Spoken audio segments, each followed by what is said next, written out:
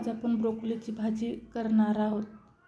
बघा, त्यासाठी 1 पाव ब्रोकोली आणि थोडेसे मटर घेतलेले आहेत. ब्रोकोली छान चिरून घ्यायची आहे, अशी बारीक छान व्यवस्थित चिरून घ्यायची आहेत.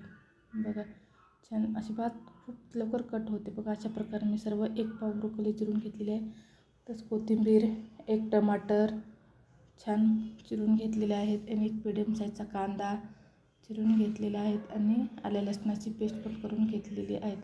लगेच आपण ब्रोकोली बनवण्यासाठी गॅसवर 1 कढई ठेवणार आहोत. गॅस चालू करणार आहोत. त्यात 1 चम्मच तेल छान गरम झालं की लगेच आपण त्यामध्ये थोडीशी मोहरी, थोडंसं जिरं, कढीपत्ता, कांदा टाकणार आहोत. छान परतून घेतले की लगेच आपण थोडंसं आल्या लसणाची पेस्ट टाकणार आहोत. छान तांबूस रंगापर्यंत कांदा लसूण भाजून घ्यायचा आहे छान. तर लगेच आता आपण मसाले टाकणार आहोत. 2 चम्मच लाल तिखट, अर्धा चम्मच हळद, थोडासा मसाला छान परतून घेतलेला आहे. बघा, त्यात थोडंसं 1 मीडियम साईजचा टमाटर आणि थोडीशी कोथिंबीरचा टाकून आपण छान परतून घेणार आहोत.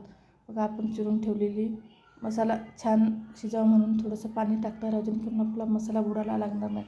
असा मसाला छान पाण्यामध्ये शिजून घेतलेला आहे आणि मसाल्यानं तेल पण छान सोडलं आहे. त्या स्टेजला आता आपण चिरून ठेवलेली ब्रोकोली आणि वाटाणे टाकणार आहोत. वाटाणे आणि ब्रोकोली मसाल्यामध्ये छान मिक्स करून घ्यायचे आहेत. अशा प्रकारे खालवर करून व्यवस्थित मिक्स करून घ्यायचे आहेत. बघा, किती छान कलर पण दिसत आहे आपल्या भाजीचा. बघा, किती छान भाजी झालेली आहे. आणि त्यानंतर आपण 2 ते 3 टीस्पून शेंगदाण्याचा कूट किंवा तिळाचा कूट टाकणार आहोत आणि चवीनुसार मीठ घालणार आहोत आणि खालवर करून छान मिक्स करून घेणार आहोत. आणि छान मिक्स करून घ्यायचं आहे.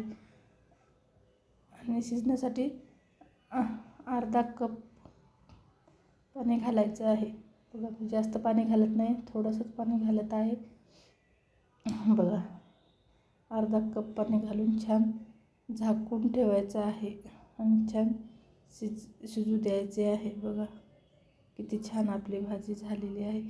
अशाच व्हिडिओ बघण्यासाठी शेअर अँड सबस्क्राईब करायला विसरू नका. बघा, थँक्यू.